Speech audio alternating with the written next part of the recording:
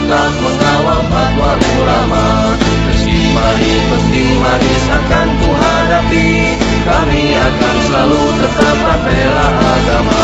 Marilah kita rapatkan barisan demi membela agama.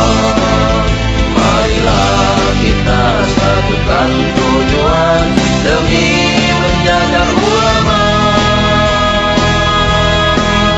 UKI 212 siap berkorban membela agama. UKI 212 siap berkorban membela negara. Kami di sini tegar hilang rasa gemetar demi membela agama. Kami di sini tegar hilang rasa gemetar demi menjaga ulama. Hari ini ada 1000 pemuda di gunung bela Islam. Besok jutaan pemuda Islam Indonesia akan bangkit kembali, saudara. Siap berjuang. Angkat tangan semua, takbir. Takbir. Marilah kita rapatkan barisan demi membela agama. Marilah kita satukan tujuan demi menjaga ulama.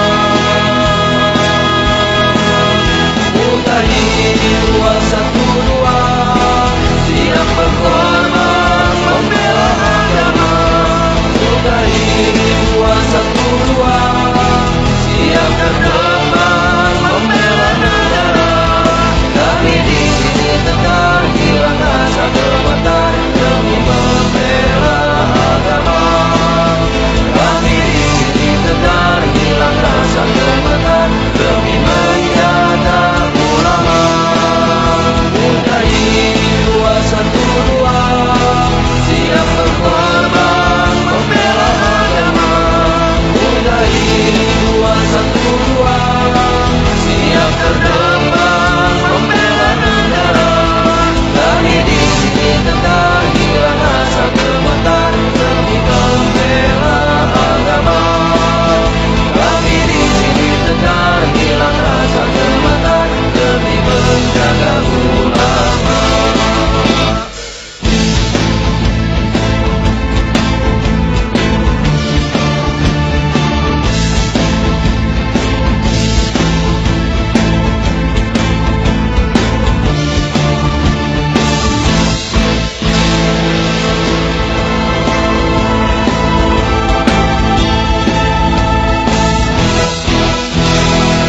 Barisan muda di 212 akan selalu tetap mengawal fatwa ulama.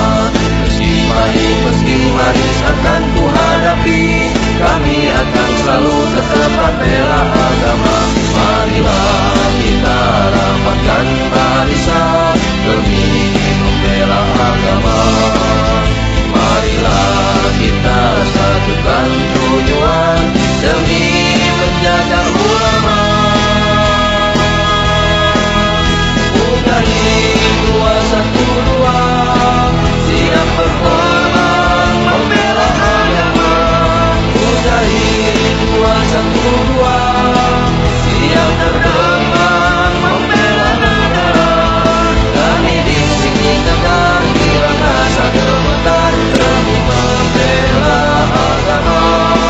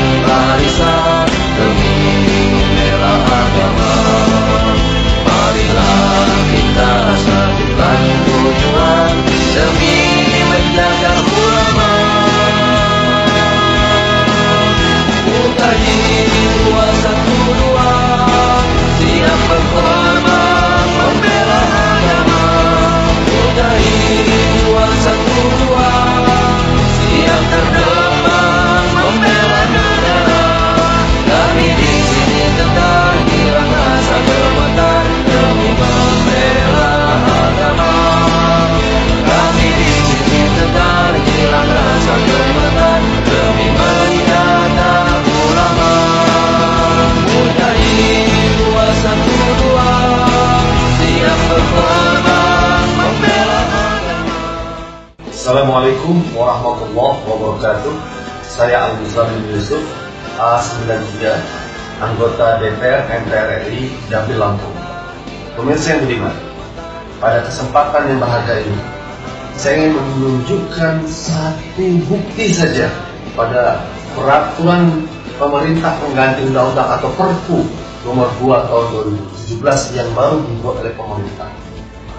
Telah dibuat dengan tergesa-gesa, tidak hati-hati, dan berakibat fatal. Pasal 59 ayat 4 huruf C, larangan terhadap ormas. Ormas dilarang. C, menganut, mengembangkan, serta menyebarkan ajaran atau paham yang bertentangan dengan Pancasila. Apa penjelasan dari pasal 59 4C ini?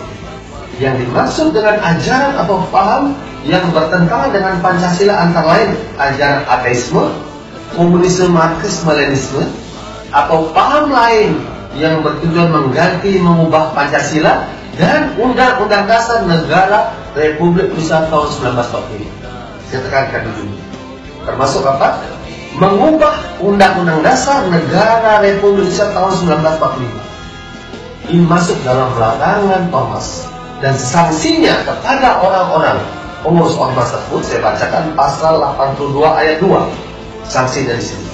Setiap orang yang menjadi anggota dan atau pengurus ormas yang dengan sengaja dan secara langsung atau tidak langsung melanggar ketentuan sebagai dimaksud pada pasal 59 ayat 3 huruf A, B, dan ayat 4 yang kita bacakan tadi, dipidana dengan pidana penjara seumur hidup atau pidana penjara paling singkat 5 tahun dan paling lama 20 tahun.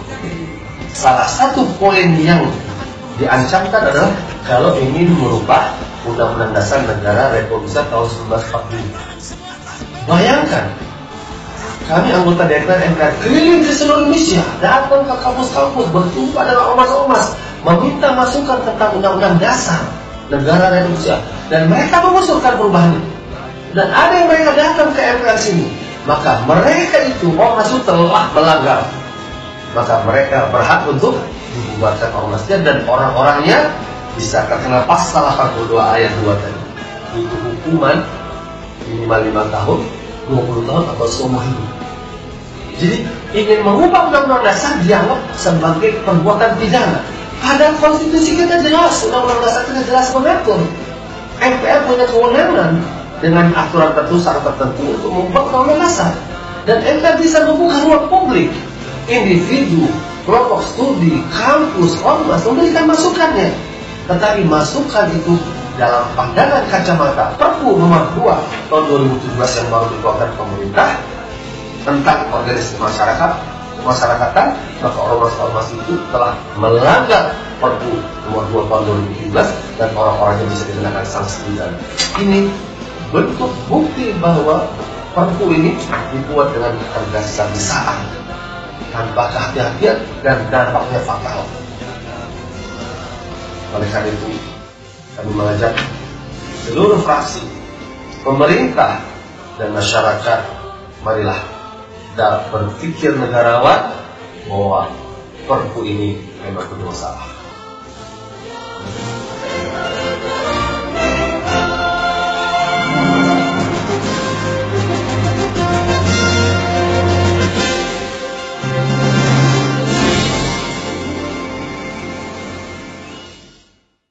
Salahkah ormas yang mengkritisi kebijakan penyelenggara negara?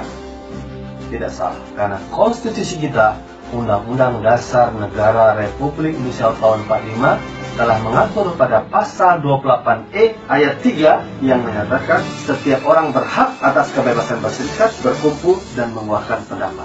Mengeluarkan pendapat itu dalam konteks kepada kebijakan penyelenggara negara bisa berupa saran, bisa berupa kritik. Siapakah penyelenggara negara? Undang-undang kita nomor 28 tahun 99 menjelaskan mereka adalah eksekutif, legislatif, yudikatif, atau pejabat lain yang diatur oleh undang-undang. Oleh karena itu, ormas tidak salah kalau mengkritisi kebijakan penyelenggara negara. Lantas, apa yang kita khawatirkan sekarang? Perpu nomor 2 2017 pasal 59 ayat 3 huruf A.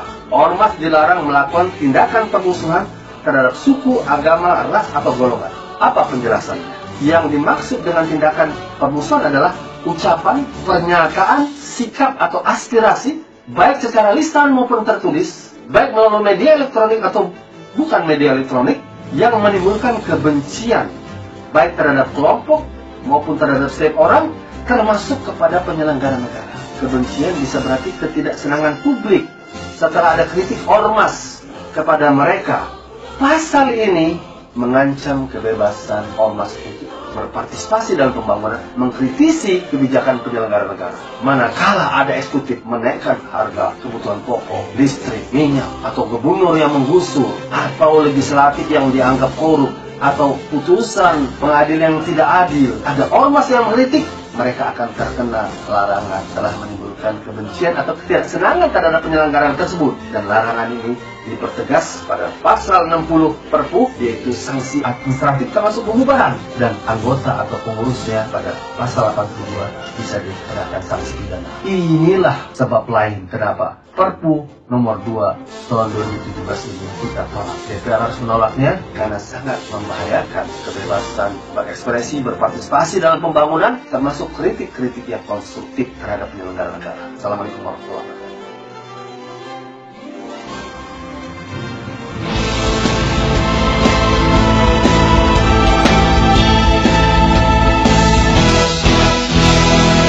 Barisan Mujahid 212 akan selalu tetap mengawal fatwa ulama. Meski pahit, meski manis akan ku hadapi, kami akan selalu tetap bela agama. Marilah kita rapatkan barisan demi membela agama. Marilah kita satukan tujuan demi menjaga ulama. Mujahid 212 siap berkorban membela agama. Mujahid 212 siap terbang membela negara. Kami di sini tegak hilang rasa gemetar demi membela agama. Kami di sini tegak hilang rasa gemetar demi menjaga ulama. Hari ini 1000 pemuda di hulu bela Islam, besok jutaan pemuda Islam Indonesia